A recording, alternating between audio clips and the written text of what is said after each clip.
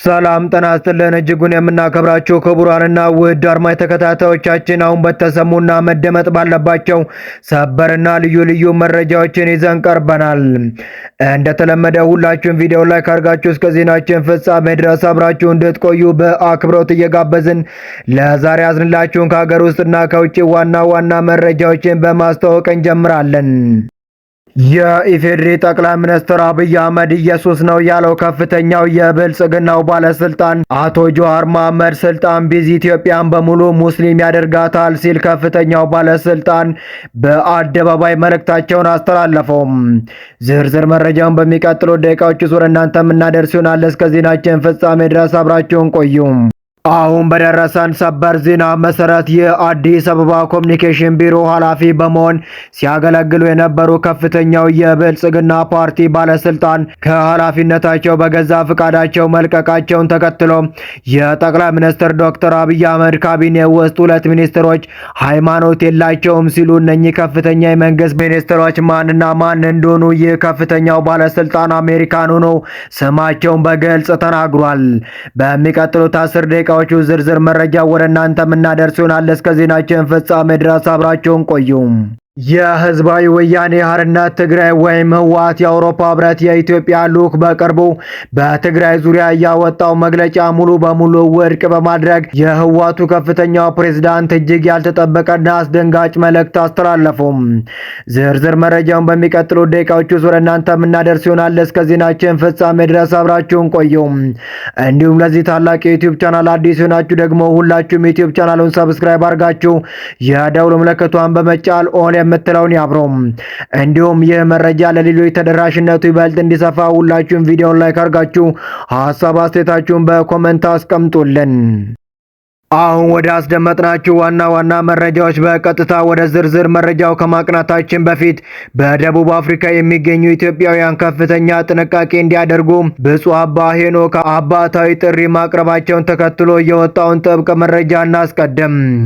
በደቡብ አፍሪካ በተለያዩ ከተሞች በስደት ላይ የሚገኙ ኢትዮጵያውያን በተቀሰቀሰው ወቅታዊ ውጥረቶችና በሀገሪቱ ዜጎች በሚደረገው የተቃውሞ ሰልፎች ምክንያት ከፍተኛ ስጋት ውስጥ መውደቃቸውን ተከትሎ የደቡብ አፍሪካና ምዕራብ አፍሪካ ሀገረ ስብከት ሊቀ ጳጳስ ብፁዕ አባ ሄኖክ አስቸኳይ አባታዊ ጥንቃቄና የጽናት መልእክት አስተላለፈው። በደቡብ አፍሪካ በተፈጠሩ ወቅታዊ ውጥረቶችና ከሀገር እንድትወጡ በሚል ሰልፎች ምክንያት ወገኖቻችን በከፍተኛ ስነ ልቦናዊ ጫና ውስጥ እንዳሉ እንረዳለን ያሉት ሊቀ ጳጳሱ ፈታኝ በሆነው ማዕበል ውስጥ የማይናወጥ መጠጊያ በሆነው በእግዚአብሔር ቃል እንዲጸኑና ልባቸው በፍርሃት እንዳይናወጥ ጥሪ አቀረበው። ወቅቱ ወንድም ወንድሙን ለሞት አሳልፎ የሚሰጥበት የፈተና ጊዜ መሆኑን በማስታወስ ምዕመናን በመንፈሳዊ ጥንካሬና በጸሎት ወደ ፈጣሪያቸው እንዲጠጉ ማሳሰበው። ብፁዕ አባ ሄኖክ በስደት ላይ የሚገኙ ወገኖች አሁንም ላይ ቀዳሚ ተግባራቸው ሊሆን የሚገባው አራት ዋና ዋና የጥንቃቄ እርምጃዎች እንዲከተሉ ማደራ ብለዋል። ውጥረቶችና ሰልፎች በሚበራከቱባቸው አካባቢዎችና የንግድ ማዕከላት ያለ በቂ ምክንያት ከመንቀሳቀስ መቆጠብና በተለይም በምሽት ሰዓት እንቅስቃሴ ሙሉ በሙሉ ማስቀረት፣ የአካባቢው ወቅታዊ የጸጥታ ሁኔታ ከኤምባሲ ሆነ ከማህበረሰብ መሪዎች የሚወጡ ይፋዊ መግለጫዎችንና የደህንነት ማስጠንቀቂያዎችን በንቃት መከታተል፣ ከሌሎች ወገኖችና ከቅርብ ጓደኛ ጋር ያለውን የመረጃ ልውውጥ ማጠናከርና ድንገተኛ አደጋ ቢከሰት እንኳን በፍጥነት የሚደርስ የሰንሰለት መረጃዎችን መዘርጋት፣ በማህበራዊ ሚዲያዎችም ሆነ በአካል ከሚደረጉ አላስፈላጊ ክርክሮችና ግጭትን ሊቀሰቅሱ ከሚችሉ አነቃቂ ሁኔታዎች ራስን ማራቅና በትዕግስት መጠበቅ። ሊቀ ጳጳሱ በደቡብ አፍሪካና በምዕራብ አፍሪካ ለሚገኙ ኢትዮጵያውያን በሙሉ ያስተላለፉትን መልእክት ሲያጠቃልሉ እግዚአብሔር መከራውን አሻግሮ የጸጥታና የማረፍ ጊዜ እንዲሰጥ በመጸለይ ኢትዮጵያ፣ ደቡብ አፍሪካና ምዕራብ አፍሪካን ባርከዋል። የህዝባዊ ወያኔ ሓርነት ትግራይ ወይም ህወሓት የአውሮፓ ህብረት የኢትዮጵያ ልዑክ በቅርቡ በትግራይ ዙሪያ ያወጣው መግለጫ ሙሉ በሙሉ ውድቅ ማድረጉ ታውቋል። ፓርቲው እንዳስታወቀው በመግለጫው የተነሱት ውንጀላዎች የተሳሳቱና በትግራይ መሬት ላይ ያለውን እውነተኛ ነባራዊ ሁኔታ የማያንጸባርቁ መሆኑን ተገለጸ። ህወሓት በትላንትናው ዕለት ሰኔ 22 2018 ዓ.ም ባወጣው ይፋዊ መግለጫ ትይዩ ክልላዊ ምክር ቤት አቋቁሟል ተብሎ የቀረበበትን ክስ በጥብቅ አስተባበለ። ትግራይ አንድ የተመረጠ የክልል ምክር ቤት ብቻ እንዳላት የገለጸው ፓርቲው ይህ ምክር ቤትም በመላው ክልሉ ሰፊ ውይይቶች ከተካሄዱ በኋላ በቅርቡ መደበኛ ተግባሩ መጀመሩንም አብራርተዋል።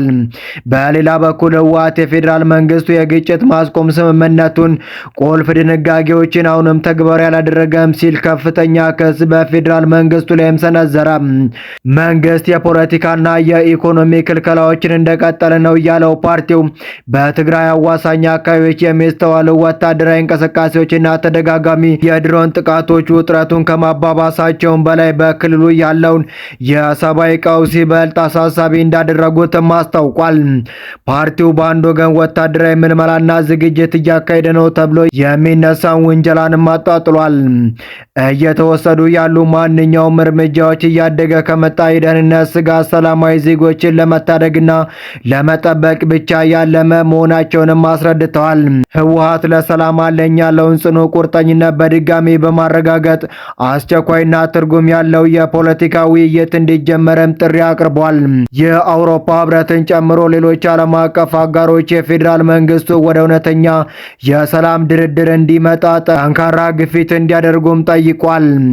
ዳግም ሊቀሰቀስ የሚችለውን አውዳሚ ግጭት አሁንም ማስቀረት እንደሚቻል የጠቆመው ፓርቲው አስተማማኝና ዘላቂ ሰላም ማምጣት እንደሚቻል ያለውን ተስፋና እምነትም ገልጿል። የኢትዮጵያ ማህበራዊ ሚዲያና የፖለቲካ መድረክ በየጊዜው በሚሰሙ አነጋጋሪና አወዛጋቢ ንግግሮች መነቃቃቱ አልቀረም። ቀደም ሲል ጠቅላይ ሚኒስትር ዶክተር አብይ አህመድ ኢየሱስ ነው በሚል እጅግ አስገራሚ ንግግሩ በርካታ ትችቶችና ውግዘቶችን ሲያስተናግድ የነበረው ያው ግለሰብ አቶ ሰኚ አሁን ደግሞ በሌላ አዲስ አጀንዳ ብቅ ብሏል። ግለሰቡ በቅርቡ ባደረገው ይፋዊ ንግግሩ አቶ ጀዋር መሐመድ ስልጣን ቢይዝ ኢትዮጵያን አዲስ የእስልምና ትምህርት ከውጭ አምጥቶ ህዝቡን በአጭር ጊዜ ሙስሊም ያደርጋል ሲሉ ከፍተኛ ውዝግብ የጫረና በፍርሃት ላይ የተመሰረተ አቋሙን አንጸባርቋል። ይህ ንግግር በሀገሪቱ የፖለቲካና የሃይማኖት መስተጋብር ላይ የተለመደውን የጥርጣሬና የክፍፍል ድባብ ለመፍጠር ያለመ ይመስላል። ይሁን እንጂ የዚህ ግለሰብ ተከታታይ አቋሞች በሁለት ታላላቅ ሃይማኖት ተከታዮች ዘንድ ከፍተኛ ቁጣና ቅሬታን እያስከተሉ ይገኛሉ።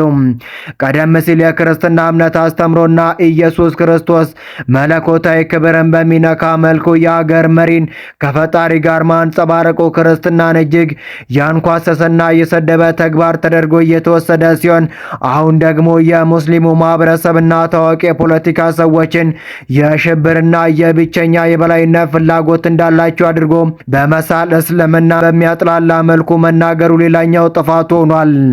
በአጠቃላይ ይህ ግለሰብ በፖለቲካዊ ጥቅምና ፍጆታ ሚሆን በግልዝና የሚያደርጋቸው ንግግሮች ክርስትናንም ሆነ እስልምናን በእኩል ደረጃ እየሰደበና የሃይማኖቶቹን ቅዱስ እሴት ያረከሱ በመሆናቸው ማህበረሰቡ መሰል ስሜት ቀስቃሽ የሆኑ የጥላቻ ንግግሮችን በንቃት ሊከታተላቸው እንደሚገባ የብዙሃኖች ብርቱ ማሳሰቢያ ሆኗል።